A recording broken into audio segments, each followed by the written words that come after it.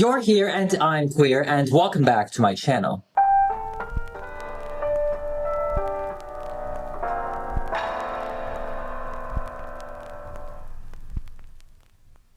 Today I am presenting you all once again with another two-part video. And I'm really sorry that this doll took some time, but hey, we get 2 videos. So make sure to check out part 2 after this one, which will be linked over here. It'll be linked in the end. It'll be linked down below. It'll be linked everywhere. For this video, we will be making RUMI from K-pop Demon Hunters. Miss RUMI took some time to make, but it was also worth it in the end. I'm still very much obsessed with K-pop Demon Hunters. I want more Huntrix, I want more looks, I want more villains, and of course, I want more Sacha boys. Oh, and of course, the catchy music. You may have seen these original concepts for the Huntrix floating around in their traditional Korean Hanbok. Specifically, these ones shared by the character designer Uni Cho. These were intended for their finale looks, which unfortunately did not make it in the cut. But I have been super obsessed with these looks. It would have been so good and grand for the finale, and also a good callback to the original Demon Hunters, the icons that they are. Since this RUMI look didn't make it in, I wanted to do my big one and recreate this as a doll. I can already see the magic, the grand, the diva, and the icon of it all. And if you'd like to also see her in one of her on-screen looks, then don't miss out on part 2. I also feel like this would look really good next to my Genu doll, so, you know, it'll be very yin and yang, dark and light, push and pull, twee and la. Oh wait. Overall, it's a very interesting design, and I hope we can all see it used in the future. Till then, let's recreate it in doll form, so let's get into it. For her body, I will be using this Mengeth doll, since they have a similar physique to an Integrity doll, but with double articulation. Overall, I think this is a better body option to get us close to the animated look. I'm very excited to be using this doll body because I've had this for a while now, since, you know, it is very similar to Integrity, but it has the double articulation, and so I thought that was perfect because I do like a double articulation in some of my dolls. So in general, I just really look forward to it, and I feel like it's perfect for RUMI. This doll has so many moving pieces and parts, and of course, I had to print multiple of them since I tend to always break them somehow. Let's not jump ahead. For now, let's go and work on her hair. RUMI is rocking an iconic braided hairstyle, which is very popular in traditional Korean hairstyles. I believe this particular hairstyle is called the dragon braid. I have a slight obsession with grand traditional hairstyle. It's just so iconic, especially the ones with a super grand braid. There was a time where I was just like obsessed with drawing them, and that's why I was really obsessed with the original Demon Hunters. For RUMI, obviously it's going to be a little bit more modern. It still has the grand big braids, but of course with a modern twist. I found the perfect acrylic yarn for Miss RUMI, so let's go ahead and prepare this. You guys have always seen me do this, but we are pretty much preparing these acrylic yarn wefts into hair wefts so that we can make a wig for her. And if you are new here, I have other tutorials focusing on making doll wigs using yarn, so please check that out. But look how luxurious and like silky it looks. I am so obsessed, and the color is perfect.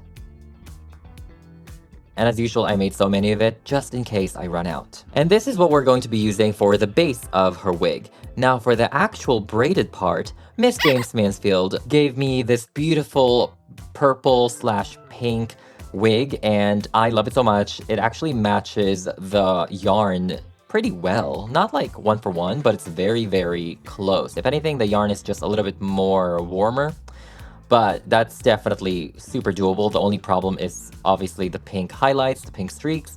So let's go ahead and cut out a little bit to use for her braid. This truly broke my heart, and we are actually going to be dip dyeing this into a more warmer purple. Speaking of Miss James Mansfield, she also has been making some dolls, you guys, and she also made a RUMI doll. So you guys better check it out, lock in, do your big one, and show her some love.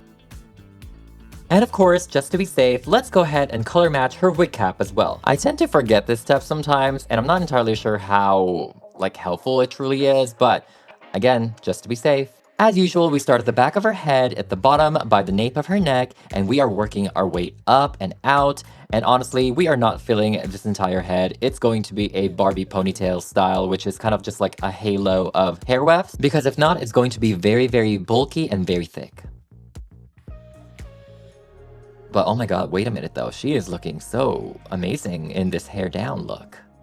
Now let's work on her dragon braid. As you can see, the color is so amazing. It turned out so well. There's still some pink in there, but honestly, I kind of embrace it because it looks a little bit more natural, like her hair like fades like a real person. So we're pretty much doing a dragon braid. I looked up a bunch of tutorials for this, and I've never done this before, so I hope that it registers pretty well. I am making it a little bit thicker, so I'm trying to spread it out a little bit to really match Rumi's like jumbo size of a braid. Now it's time to connect it to her wig, and right here I am just making multiple ponytails. I hope that this will create a sleeker look and that it will blend better with the actual braid. Trying to blend this in with the wig was super difficult. I mean, it wasn't difficult, but it's just very technical, and I had to do this off camera like 5 times. I really wanted the yarn and also the wig hair to be united looking. You know, I wanted it to blend better, and I also want the braid to be as close as much as possible. It does seem like she is rocking black ribbons for the concept art, and of course she has the hair accessories. It's not as clear in the sketches, but of course for her golden outfit or like a regular outfit, she does have the gold accessories in there. So I thought, let's just go ahead and do our big one. Let's just make this like fit the theme, and I think it looks really, really cool with these like jewelry findings and gems. And of course, because more is more is more is more, we had to add some gold glitter. Because, hello, she's Rumi, she's a magical girl. Like, hi, hello, this is the finale look. It needs to be glitterified because, yeah, that's just how it is. But it looks so freaking cool. Her hair was very intimidating at first, but I am obsessed. She really said, move aside, Sea Viper. Now let's work on her face. I commissioned Gothic Zombie to create this Rumi-inspired face for me to 3D print. As always, he really did his big one on this. Although it is inspired by Rumi, I feel like I can definitely use this for future projects, so I'm obsessed. So let's go ahead and start giving her a face up. As usual, I sprayed her face with Mr. Super Clear to prime it so we can actually have a paper-like texture for our pencils to adhere, our watercolor pencils. And if you're curious, materials are always listed down below. Of course, for this one, I am trying to reference Rumi as much as I can, although I don't think I'm very good at capturing like one-for-one copies of faces. So I'm doing my best for this one, of course. But I really love that she is made up. I love that all of them, there is like a very, very obvious visual cue that they are wearing makeup, that they're not wearing makeup, and I love that so much. They have their concert looks, they have their stay-at-home looks, and of course for this one, we are going to be pushing the glamour as always. I am doing my best to pull back with making everything super dramatic. Of course, if anything, we are trying to capture graphic lines, more animated shapes here and there, but for the most part, I'm trying not to overly contour, I'm trying not to overly shadow things. So yeah, I was really pulling back. The one thing that I really focused on was her eye makeup, her eyebrows. I really wanted the purple and also the pink makeup to really show through, despite like her heavy eyeliner, despite the lashes and so on. So I still wanted those to be very vibrant. I knew that I love Rumi because she's actually wearing glitter for her makeup. Well, maybe not like a cheek highlighter, but she is definitely glittered up for her eyeshadow, and I'm obsessed with that. To add more sparkles, I actually ended up gluing glitter for her eyeshadow, and this glitter is translucent. It's actually very clear and it has iridescence in there, which I thought looked super cool, but it was casting a weird shadow on her eyelids, so I ended up scraping it and I just added it to the inner corners of her eyes and the outer corners by her eyeliner wing, and I think it looks really cool. And while we're here, let's go ahead and give her some earrings. Oh my god, her face is... Her face is so gorgeous. I am obsessed. She looks so good, and I love the extra glam. The sparkles, the glitter, oh my god, it's like so ethereal. Now let's go ahead and work on her outfit. I commissioned Unruly Hearts Creations on Instagram to create these beauties for her, and they really nailed it with the vision, the execution. It is amazing. Thank you so much. First, let's work on her chogori, or her top. For her top, she actually has some sort of dragon design all over the Hanbok top, and for this one I'm very nervous, so over here I am just starting out with a lighter or like a different purple to kind of sketch out the dragon idea, and there was no clear picture of how the dragon looks. So over here, I'm just kind of making things up from the reference pictures, and that's why I needed to plan it out using a semi-purple color. After the initial sketch, and once I was happy with it, I then go in with my gold, or actually my yellow first, as a base. For future reference for this particular project, every time you see me lay out a yellow color, just know that it's going to be layered on top with some sort of gold. I just chose yellow because it fills in the color, and it's a good base in general for this customization. Usually a lot of people like to go for black and also red as a base color when you're gilding something, but for this one, I just need to fill in those details easier. You know, it's gold, it's yellow, it's very close to each other. If I miss something out, it's gonna be filled in somehow.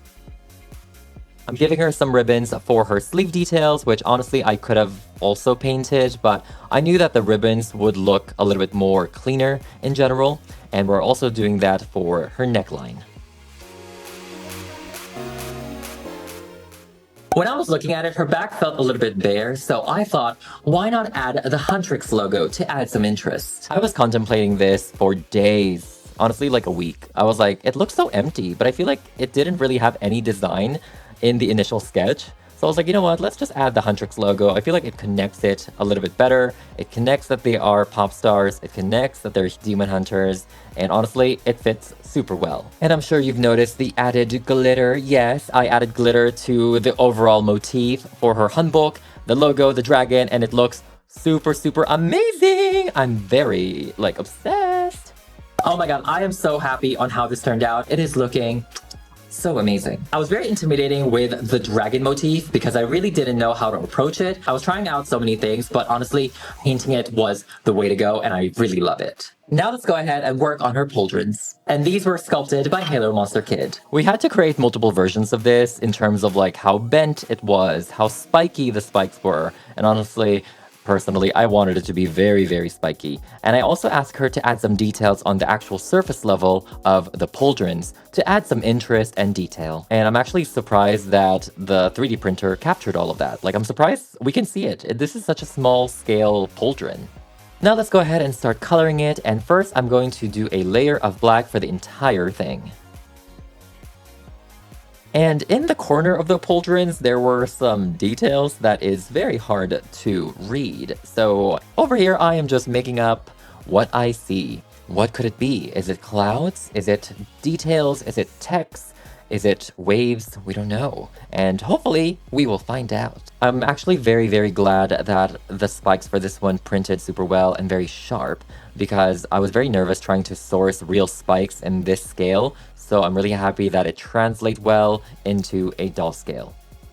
Let's continue on to her other accessories and details. She seemed to have an undershirt or a multicolored sleeve under her main sleeve, so I sewed this too for her arms. I'm just taking my acrylic paint that I do mix with a fabric medium to make it a little bit more flexible. For her belt, we are using so many ribbons, which in hindsight, I think I could have just painted, but you know. I want to start off with the royal blue middle belt that she has, and it seemed to have some sort of logo, some sort of text, like ancient text. I couldn't really make out what it was. I'm not sure if it's actual Hangul, but I was just kind of like copying what it's presented, so hopefully we got the essence of it correctly. Now let's go ahead and put together the layered ribbon that goes under her norige. I also have this iridescent plastic ribbon that I thought would be really cool to incorporate with Rumi's overall costume. Underneath the layered ribbons, she actually has a really long ribbon, and it seemed to have lotus flowers on it, so we're doing our big one and we're painting the lotus flowers with acrylic paint. I am putting these ribbons together by sewing it and gluing it just so that it's all one piece. I initially asked Unruly Hearts Creations for a purple undershirt for Rumi, but upon checking, I feel like white would be better, so I just whipped this out very quickly. It's not perfect, but we only need the layered look anyway. We just need a base for her. Let's take a moment for her skirt. I sent out some special fabrics to Unruly Hearts Creations, and they really captured the magic, the essence, the drama of it all. And I'm really excited. I've used this fabric multiple times now in my channel, and I think I started using it with my Ariel Venus, but I have been super obsessed with it ever since. And I love that you can actually add color to it, you can dye it, and I thought it would be perfect for this specific Rumi look because of how magical it looked. I do want to simplify her belt and how to put it on. I want to make it as one piece as much as possible. So over here, I'm gluing stuff to the actual belt. I'm gluing stuff to her skirt. And hopefully that will just make it easier to detach and reattach. I want to use this iridescent ribbon for her otgurum, which goes directly on her top. And it travels all the way down her chima or her skirt. Her norige / belt area actually has bells in there. So we're taking real bells and we are stringing that along.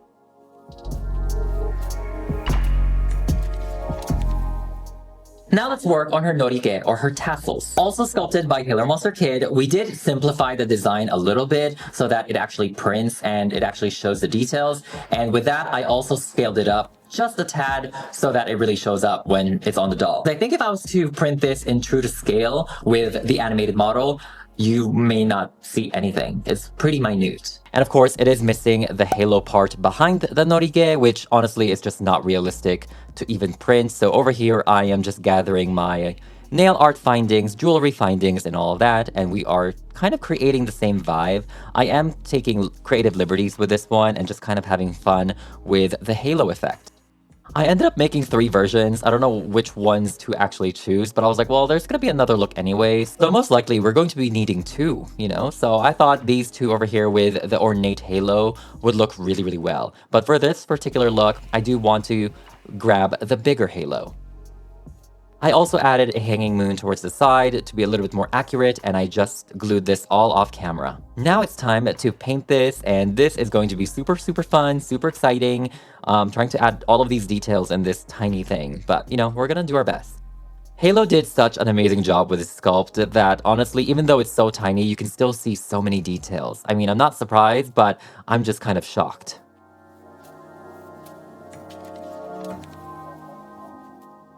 And now we are done with her norige, and I am absolutely obsessed with how it looks. I ended up making and completing the other norige because I was like, well, you know, the other look will have a norige, but spoiler alert, it actually kind of didn't. So I am rocking it as an earring instead. You can you see it? Look at this. I'm obsessed. Can you see it? You know what I mean? I'm obsessed. For her skirt, in the concept art, it looked like it was actually glowing from deep inside. You know, there's some sparkles in there. So for that, manually, for the real life, we're just going to add a bunch of gems on the inside layer. And then for the top layer, I'm adding iridescent gems, but it's going to be more spread out. And hopefully, this will give us the vibe. And I think this will truly elevate her overall look. Oh my god, her skirt and belt, they look so freaking good. I'm obsessed. I'm so obsessed. It is coming along very smoothly. It is so magical, and I love that the skirt's texture almost looks like the Honmoon, because this fabric is kind of like weaved with like metallic plastic, so it's kind of giving Honmoon vibes, which I love. I like. And now it's time to move down to her shoes. I knew that overall her shoes would need to be sculpted. It needs to be like another special mechanism, which is similar to my Genu doll. Halo Monster Kid really killed it with these, and I feel like we are slowly perfecting the mechanisms. I don't know why I ended up with 4 versions, but we did. The original shoes definitely looked like a modern Korean shoe, but I do want to modify it a little bit and tweak it to make it look a little bit more traditional with the soles, and we ended up with this shape. It's also important to note that sizing up the shoes in general truly helps with making a more animated look for the doll. Her shoes are quite interesting because it does look like it's supposed to be boots, but it also looks like obviously a traditional Korean like sock and shoe combo. So I think it's supposed to be like a reference to that. So let's go ahead and try and recreate that. And first I ended up making some boot covers, which fits her calves very perfectly. And of course you want to leave out a lot of extra fabric for the shoe part. Now let's go ahead and carefully glue the fabric part onto the shoe. And this one you gotta be very, very careful. We are trying to sell the illusion that she is wearing socks inside of this sculpted shoe. So after the glue dries, you wanna make sure that you are trimming it correctly, very, very carefully, and very, very neatly, because, you know, we're trying to sell an illusion here. And I think it's looking pretty good so far. I mean, we still want to be careful because there is the joint mechanism inside of this. So if that breaks, oh, it's game over. It's game over. We're done. Now it's time to paint the details for her boots. To me, these designs are giving like the golden honmoon, and I think it looks really, really cool. Again, we're going at it with a base of yellow first, and we are then covering it with a bunch of gold. I think this was a mixture of like 3 gold colors, because I was trying to like hone in on what specific tone of gold that I wanted, and in the end I ended up with a very warm gold, which I really love.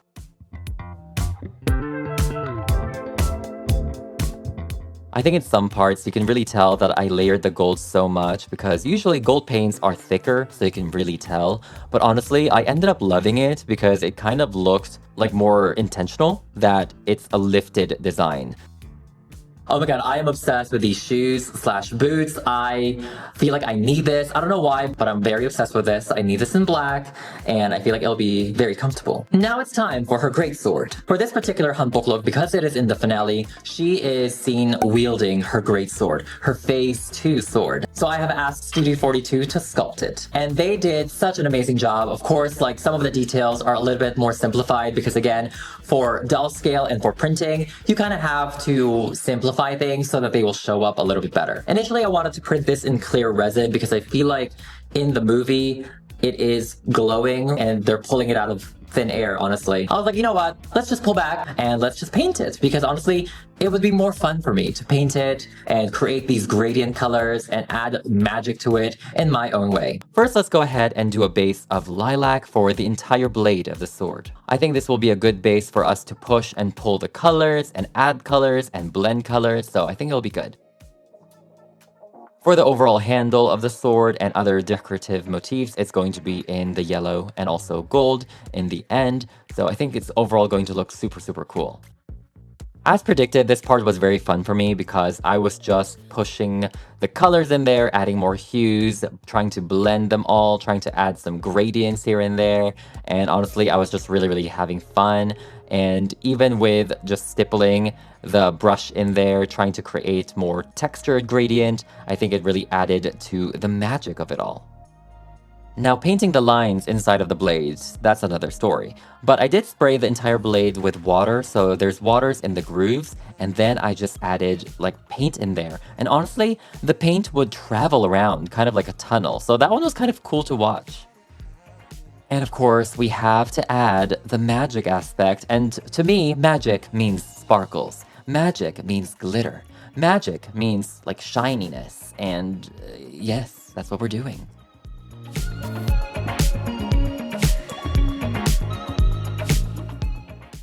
Oh my god, this sword looks so good, and I love the color, I love the gradients, the sparkles. I'm very much obsessed. I'm hoping that she can carry it. I don't think she can, but we're hoping for the best. Oh my god, we're almost there, I'm so excited. And now it's time to dress her up. And for make-believe purposes, just imagine her having kind of like a Sailor Moon magical girl transformation. I feel like that was kind of the vision that they were playing around with, and honestly, that needs to happen in future K-pop Demon Hunters, hopefully. So just imagine that we're doing make-believe.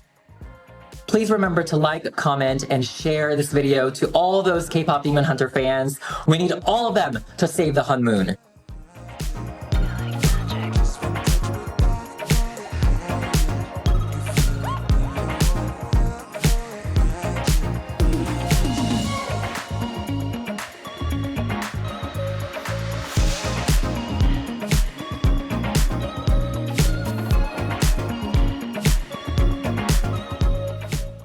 And now we're done with RUMI from K-pop Demon Hunters.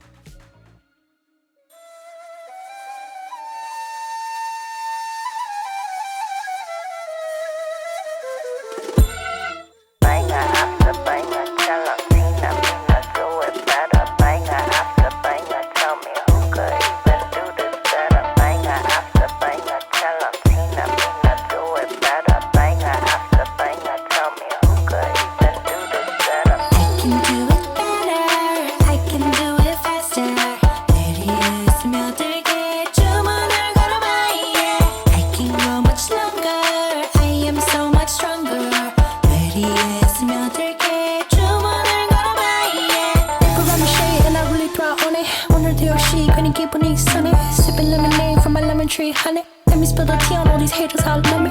Broke up all the killing it, winning attitude. 당당하게 올라가, see my altitude. 나랑 맞서 싸우면 baby you will lose.